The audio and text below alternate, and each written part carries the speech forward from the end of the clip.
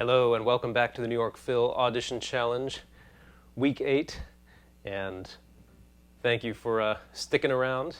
I've had, as you know, quite a couple of weeks, but just coming back now from Kentucky, proudly wearing one of my many Kentucky shirts. Since my hometown is Lexington and I had my chamber music festival there all last week, and that was quite a task, but a lot of fun too. Got to oversee and participate in the creation of two new pieces of chamber music by Jeff Beal, wonderful composer, and reconnect with old friends and colleagues and just make music. That's really what it's about.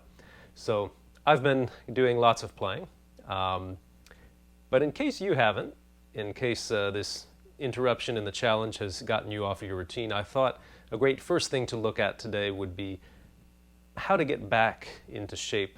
Most importantly, how to reopen your ears for another period of great work. As you know, one of the best things about starting audition preparation early, starting this challenge early, was that you can build in some periods of higher intensity and lower intensity, which you need. You just can't go pedal to the metal from the start of an audition to the end. I'm speaking now of the preparation. It just, the body and mind don't work that way. And it's certainly not the best or the healthiest way to work. So let's say that this was a period of a little slack for you. Then my favorite way to reopen my ears is to work different sounding points with the bow. So if I'll pick the A string, third finger on the A string, a D, that's a nice note to let the instrument ring. I'm going to pick a sounding point near the bridge. I'm going to find one good combination of bow speed and pressure to give me a good sound.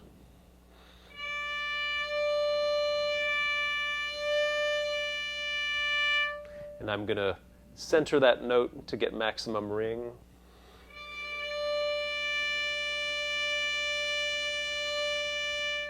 I'm going to use the slowest bow that I'm comfortable with at the given moment.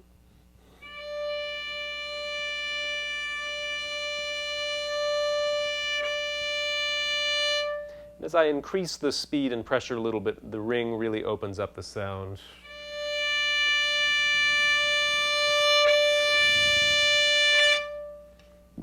Sometimes you may drift too close. That's all part of the process of getting that feel and your ear back. Next, I would go out a little bit halfway between the bridge and the fingerboard. The sound is necessarily going to be different because it's a different sounding point. So it'll take different combinations of speed and pressure. A slow bow, little pressure will give you quieter.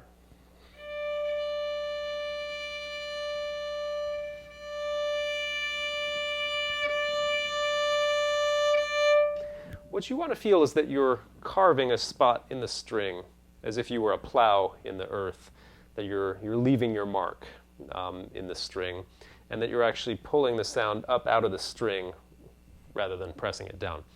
Kind of like a plow turns over the earth and leaves something to see. That's the feeling you want. It's coming up out of the ground or the string. Similarly, in the left hand, I want to feel the string vibrating up into my finger. I'm not pressing it down, but the string is vibrating up there. So now I'll change fingers.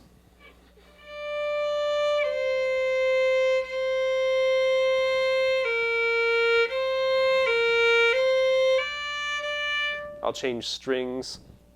I'll start close to the bridge.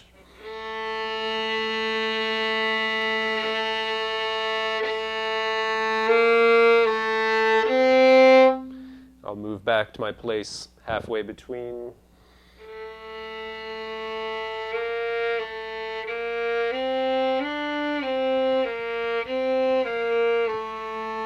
And you're after that consistent, just tracking that one spot, that one contact point.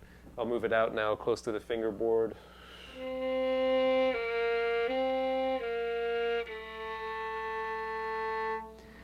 And since we're going to look at Mahler and Schubert today, as promised, that's a great starting point for our sound for the Mahler, right there near the fingerboard.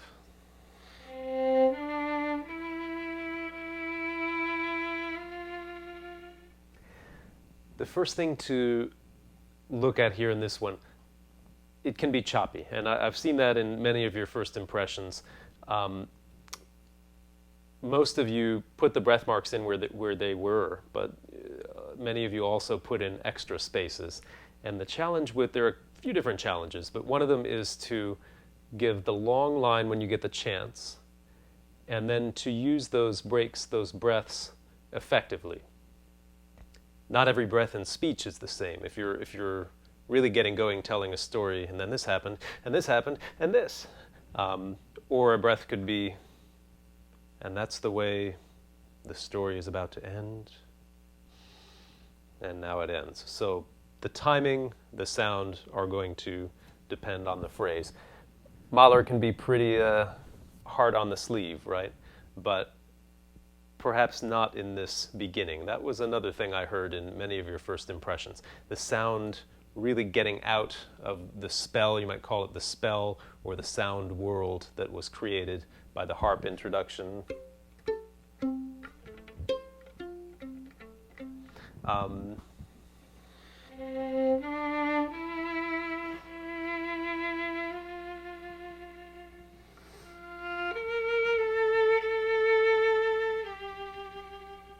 I wouldn't call these breaths much more than just a way to recapture the sound.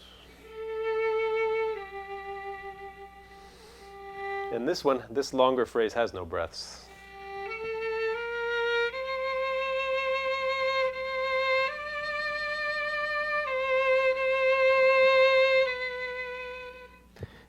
In general, the appoggiaturas, yadum, tadum, badum, you can phrase those naturally. In other words, lean a little bit more on the first note than on the resolution, but without exaggerating it.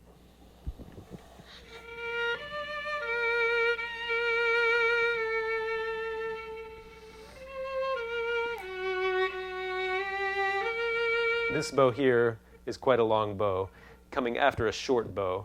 So you know you have to use bow on the up bow.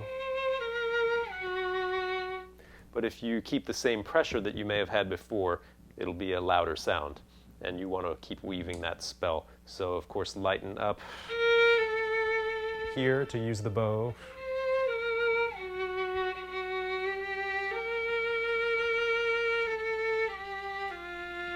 And count 2, 3, 4, 1. And here. Have that C, the finger on the G string, have that down in advance so that you can have a very smooth bow change. That too is a long bow. Sometimes in performance I've been asked to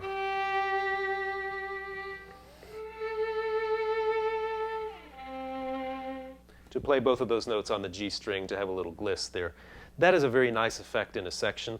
I wouldn't necessarily recommend it in an audition. There's not a lot to gain there in terms of what this excerpt is displaying to the committee.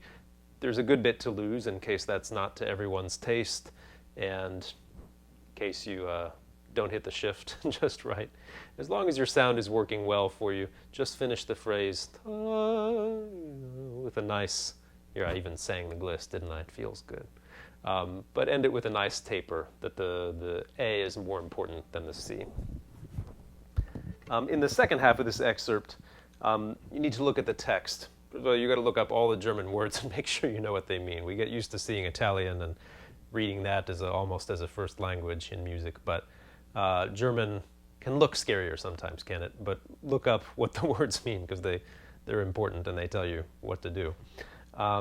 If you look at measure 27, it is, we see a poco and then an a. Put that whole sentence together, poco a poco crescendo, all the way up to fortissimo. And the crescendo is molto at the end. So there's a lot to digest. You've got to start your crescendo right there on bar 27. But what you don't start yet is what's written on the next bar 28, etwas drängend, always moving forward. That starts right there in bar 28. And then when you reach the high A, fließend, you continue the motion, which for you, since you're only holding a note, that means you continue the faster counting. Zurückhaltend, comes back. That part feels natural. But what some people aren't able to achieve is the crescendo and then the moving forward as well that continues all the way to the top. I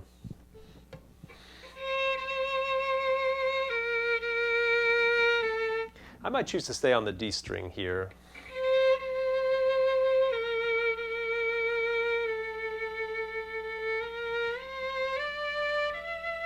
Now I'm on a third finger, and I'll play 4-2-1 coming down.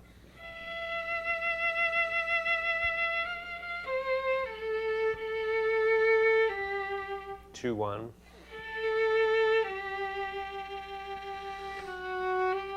So now we need to be kind of at our lowest point dynamically.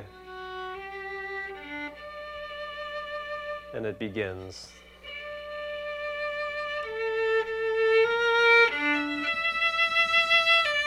Now we move forward.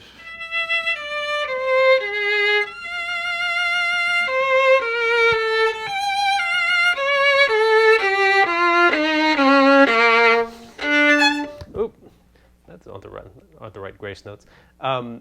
What feels natural for some people is to start a retard as soon as you get to the G string.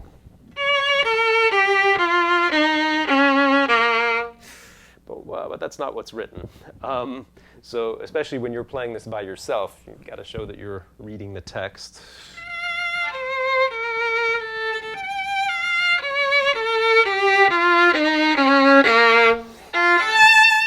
There, you can land on that note, but keep the fast counting going.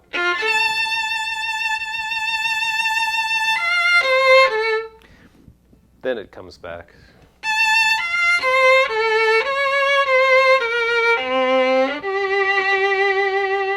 I've gotten reverse bowing, haven't I? But the sound is good.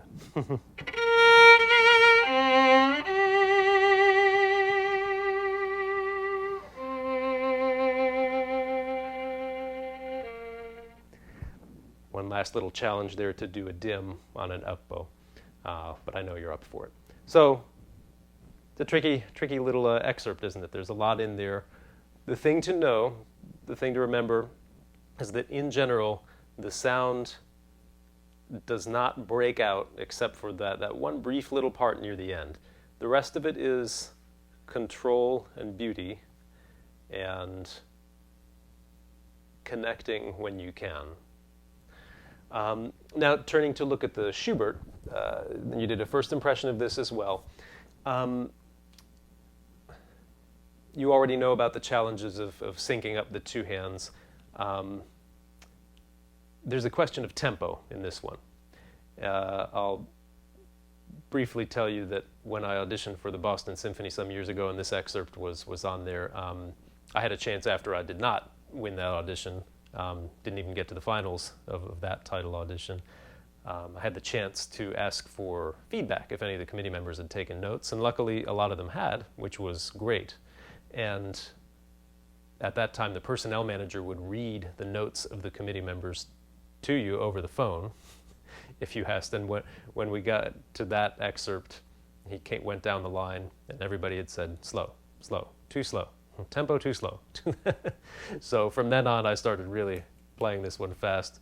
The New York Philharmonic, from people who have auditioned there that I know, at least over the years, they have not loved a really fast tempo for this one. So how fast is really fast? Who knows? Part of the point of that story is that tempo is subjective, and you have to pick one that works for you and that's going to work in a hall. Generally, for a fast excerpt like this, it's nice to err on the side of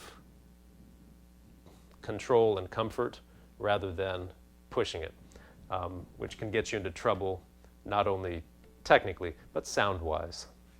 The notes get blurry in a hall, and so I might suggest a tempo like this for performance.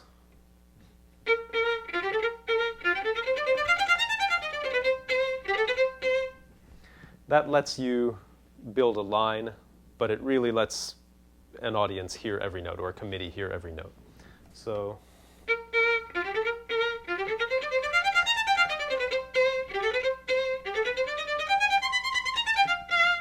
The stroke for this largely like the Schumann scherzo, except that here we're piano, or even pianissimo. So it's very little bow. And I start up bow.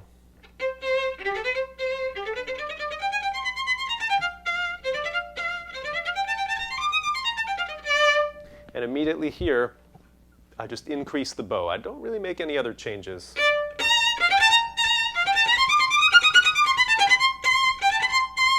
So my fingerings, and then up to 1.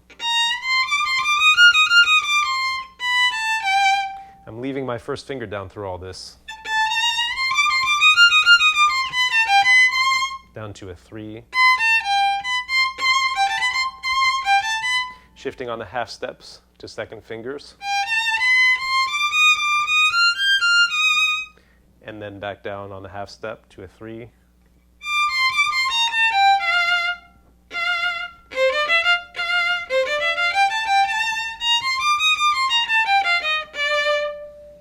Here you take a little breather from all the shifting. So from the forte again, just a little bit under tempo.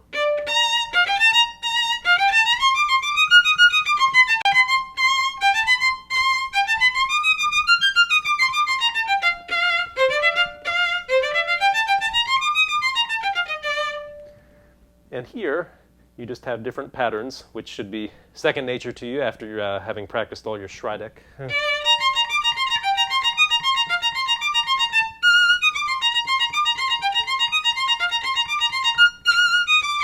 Then down to second position. This slur helps with the string crossings coming up. I prefer to play it not as a real slur, but so that it still sounds like a separate bow. The fingering I like for the end, and there are different solutions, but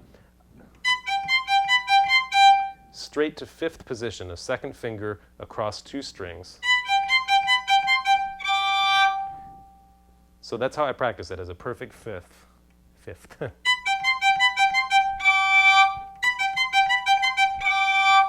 Of course, you have to make the finger flatter rather than more upright when you want to play a 5th.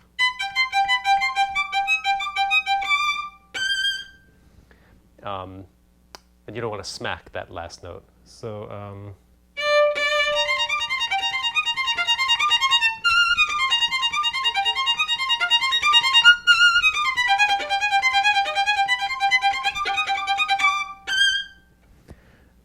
that ending can be treacherous.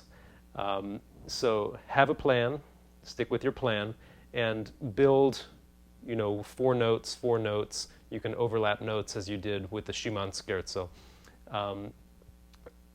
Every so often check with the metronome on this one. It's easy to let this get lethargic, as I evidently did in my Boston audition. And it's also easy to let this one run on ahead, especially when the notes get easier. And then all of a sudden you're at a more frantic pace. It's got to be 1 pulse all the way through. And the last piece of advice I'll leave you with, don't exaggerate. Even though it's quite a difference, pianissimo to forte, it's classical repertoire.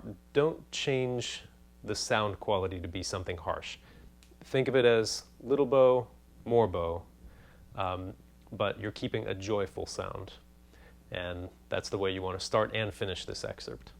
All right, I'll see you for next week's challenge.